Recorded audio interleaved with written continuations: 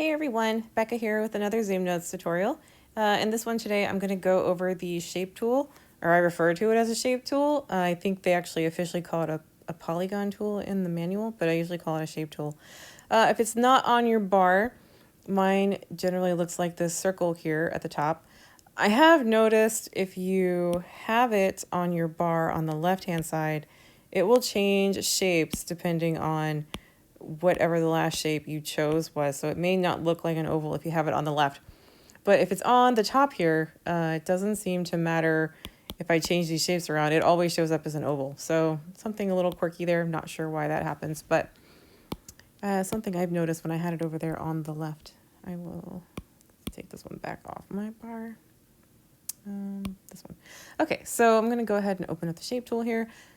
It is definitely one of my most used tools probably, and one of the ones I've had the most fun with while setting up for my 2019 planner. So you have 5 basic shapes up here. The square one you can start off with. You can draw a freeform rectangle, as you can see there at the top. If you turn on symmetrical, it will always give you a perfectly sided square. And from there, you can then rotate these, you can bring these corners in and round them out to pretty much a circle here. And then after that, it kind of does some weird funky patterns there, but you can round the corners if you want.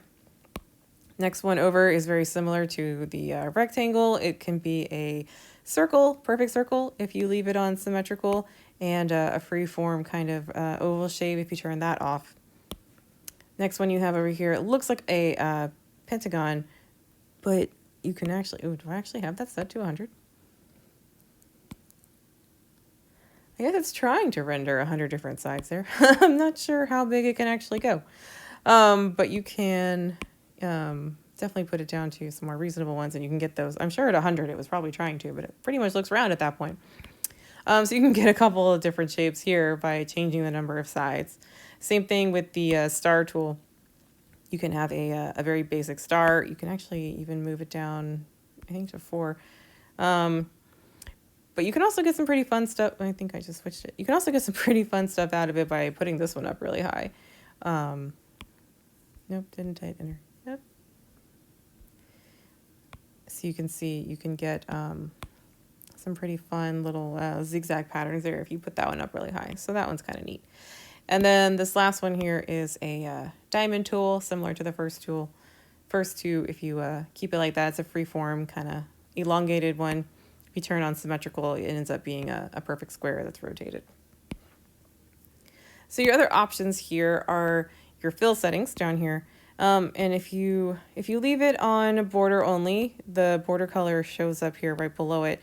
I've noticed a lot of times if it's on border when I come into the tool, if I click on fill only or border and fill, I don't get an option to change my color right away. Just another little quirk I've noticed. After you draw the shape, that option will appear. And sometimes it's there when I open it, sometimes it's not. But whenever I'm on border only and I switch over to fill, I never get the option to change the fill color. So after I draw a shape, it will show up down here. So basic stuff here, border color. I think yeah, you can add a shadow up here. Border color, border width. You can make your line solid and crisp or soft and kind of fuzzy. You can even make it kind of a dotted line there. And then in your fill section, you can do some solid flat colors, change your opacity. You can check on gradient and do all kinds of fun things there. Change the angle around, change which colors you have, turn out the opacity, kind of change maybe how much color is in there. So you can do some kind of fun things with the gradient. I'll go ahead and leave it as a solid color right now. And then down here, if you've seen my other video about links, the polygon tool is what they use to add custom links in ZoomNotes, which has been a fantastic feature that I have been thoroughly enjoying. And you have some different options here. You can link to a page directly, which is what I normally do. If you are using the bookmark feature in ZoomNotes, you could link to your bookmarks. I haven't personally found a need to use it because I've been able to navigate through my planner with these links just the way I like. But the other kind of fun one is that you can enter a web URL here. And it can be a basic web address or it can be to another planner in ZoomNotes. So if you are on a page, and let's see, let's go to my January page here. So over here where I have my page navigation, you can see where it says partially untitled, because none of my pages are untitled, but that's the name of your page. So if you go here, you can get your address for this page. You can see the little option here to copy link. So you can tap on that to get it copied to your clipboard. You can hit done, and then we can go back to first page in my planner and tap on this shape. And I can go back down to the link section in this URL here, and I can paste that address to that page. So from here, now if I tap off that, so now this is a hyperlink that should take me to that page. So not a big deal when you're in the same planner. Obviously, you would just want to link to it directly as a page. But if you were keeping multiple planners for personal or work or health or fitness, and you had things across planners you wanted to link, that's how you would pull that address out. It's a little slower than if you were linking directly to a page in the same planner using that link, but it will get you there. So it's a pretty neat little feature if you would like to link to another notebook. And I did not mean to tap on that. Okay, let's go back. Let's get rid of this one in case I keep navigating away here.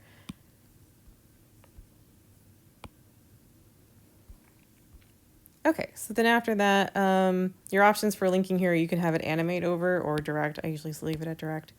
And then you have options down there for specific sizes if you know exactly what you want your shape size to be. So that's pretty much it there for that. Pretty basic options there for the links, or for the shape tool. The links thing is definitely the most interesting part of this menu here. I really like being able to link to anywhere I want to with the planner that I've already bought, so that's been a really handy feature. So one of the other things that I like about shapes is that you can use them as a masking tool, which is also really fun. Let's get rid of that one. I'm going to go over here to a blank page. So one of the things that I've really been enjoying with that is setting up some of my 2019 pages using these shape masks. So let's pull in a picture. So let's go through some of the boho berry ones that I have. So the ones I've been playing with for next year is this January set that I got. And I think I was using this one. So you could bring in an image like this. And then in this instance, I actually created a symbol. So I have I guess I can just navigate over there. I have a monthly dashboard that I've been doing for my goal setting. And I've been using these hexagon shapes. So I went ahead and made a symbol of this hexagon so that I could easily mask for every mission board that I make throughout the year.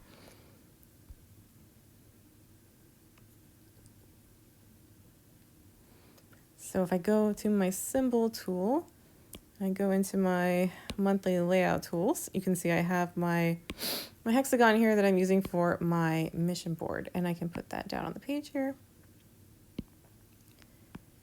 And then I can pick it up, and I mean, this is obviously way too big. So you can drag your shape over here on top of your picture here, and then I can select my picture, go to other, and hit mask image, and it will mask it to my shape. So that's how I've been doing some of the decoration on my mission board. And so now I have this perfectly sized hexagon that I can add anywhere I want. Another thing that I have been doing that's kind of fun for decorating is putting images in the corner of my pages.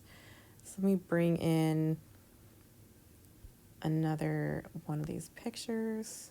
I did not mean to open that. I meant to drag it over here. So I can grab one of these, let's grab this firework.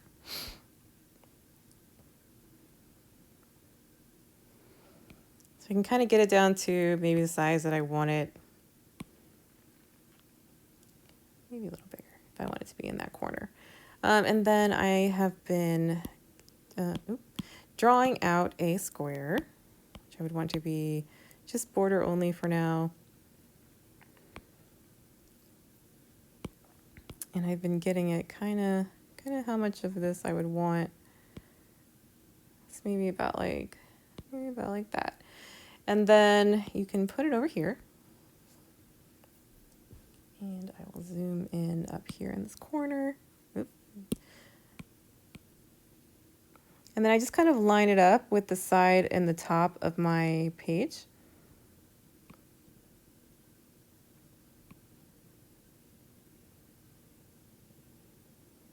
And then open up your shape tool and go to your corner radius, and you can bring it down until it mimics sort of the roundness of your page like that. And then I can zoom back out, just drag it over here on top of this firework like that. And then let's tap and hold on my firework here. You can also tap on your selection tool over here and find the mask image option here as well.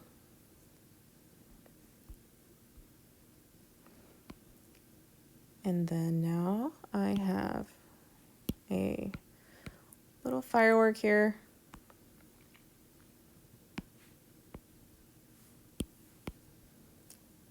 Let's get rid of the square. Okay, now I have a little firework here that I could drag up here and decorate, which I would spend forever lining up. But anyway, you could now drag it up there and decorate the corner. So it's been a really fun way to decorate in the corners of my planner. And I think that's really kind of fun. So I can get rid of that too. So the other thing for the shapes, let's go back here, is that over here in the bottom left, you can save your favorite configurations. So if I were to tap over here on the bottom left, I have these two gray favorites down here. And these are the ones that I've been using to set up my links. So I've been either using these circles or these squares. So I went ahead and saved them as a favorite. And so now anytime I want to create a new hyperlink, I can just tap down there and it's already got the color setting that I want to create that link. So if I were to, we'll get rid of this one. So if I were to draw a new shape,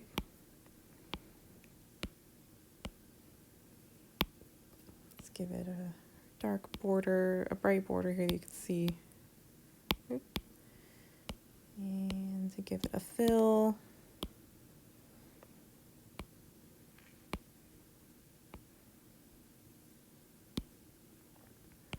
Ooh, that's lovely. And if I go ahead and draw that out, from here, if you select the shape, over here where the little gear is above my favorites, you can tap on that, and then you can hit this little plus sign down here, and now that configuration is saved down here to your favorites.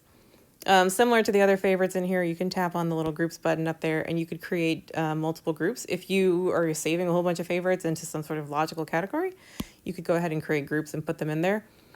So far, I just have the two that I've been using, so I don't have any groups. And then I can just hit edit.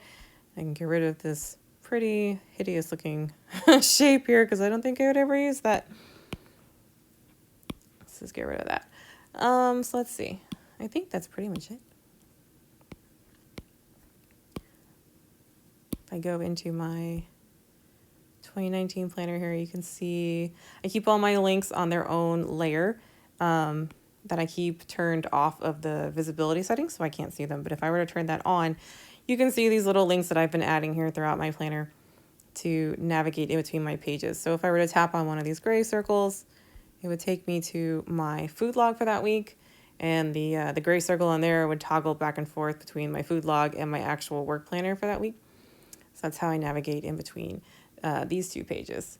Also in my January setup, you can see in the upper left-hand corner here, I put this little bow paperclip graphic on here.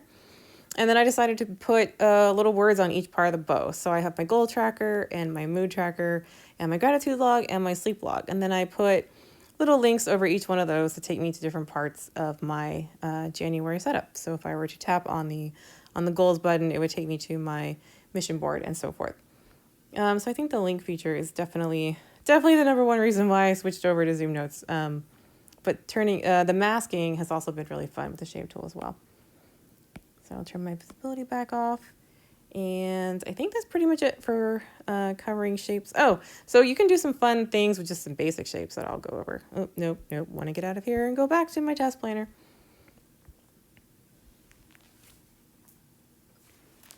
There's so many things. I keep forgetting what all I want to talk about. So let's go ahead and, oh, I got to turn this off. This looks so very terrible. Let's go ahead and draw out a shape here. So from here, you can do some kind of fun manipulating of your shape. If you press and hold on here with your finger and go to Other, you can, where to distort? You can go to this distorted option here, which will allow you to do some kind of weird things with your shape here. Because you can kind of get an interesting 3D effect out of it if you play around with that. So there's some things there you can do. Let's go back to regular shape here. The other thing, let me get one that doesn't have a fill. That would probably be easier to show you. No, let's draw one. Let's draw one that's only a border that's not so ridiculously thick. Okay, there we go. So now let's go back and to distort. You can see it kind of looks like you're moving it in like a 3D plane. But the other one that's kind of neat, because right now this is kind of treated as an image. So if I were to go up here to my eraser, it's not going to acknowledge that it's there because it's treated as an image. So I can then, I don't need that. I can go here, press and hold. Keep moving my page. Press and hold, hit Other, and then there's another option down here called Explode. And when you hit it, it doesn't look like anything happened, but I can now take my eraser and I can now manipulate individual parts of it. So if you have a need to draw part of a shape and then you want to get rid of part of it for some reason, you can just go hit the Explode, and now you have the option of erasing part of it. So that's kind of neat.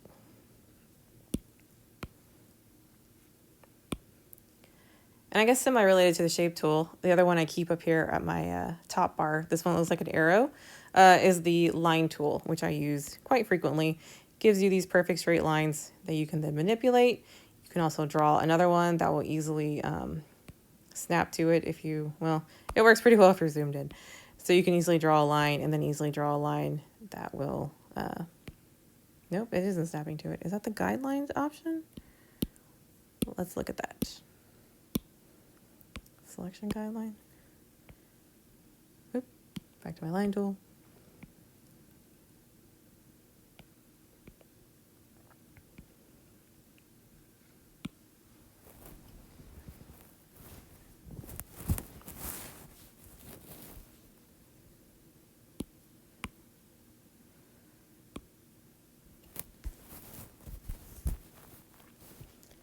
So along the same line as the shape tool, the other one I have here on my top bar, it looks like an arrow up here, is the straight line tool, which has a little bit of features in it as well.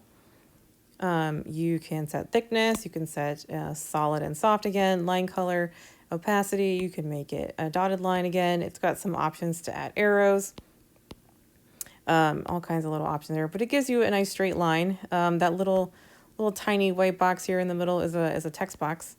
So you can see that you've got some label options down here. If you needed some straight lines with a label, you can tap in that box and type in your label. And then go back down here and play with your label settings.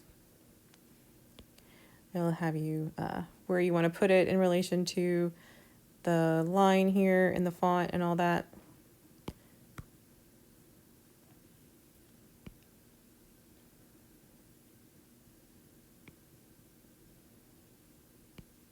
I thought they were supposed to snap together, but I guess it doesn't seem to want to do that. Anyway, you got some presets over here that it came with if you want to have, you know, the little tapered line, a dotted line, one with the little arrows on it, things like that. And then the last tool here on the other side here, this little kind of squiggly, this is your free shape drawing tool. But the cool thing about it is if you have artistic talent, which I absolutely do not, but if you do and you're capable of drawing your own neat shapes, you could then use that to mask your images as well. So if you have a very specific thing that you're trying to mask, you could draw your own shape or trace over something else and draw your own shape, and then you could mask your image that way. So I think that pretty much covers everything that I was going to go over for the shape tool. Hopefully you found some of this helpful, and thank you so much for watching.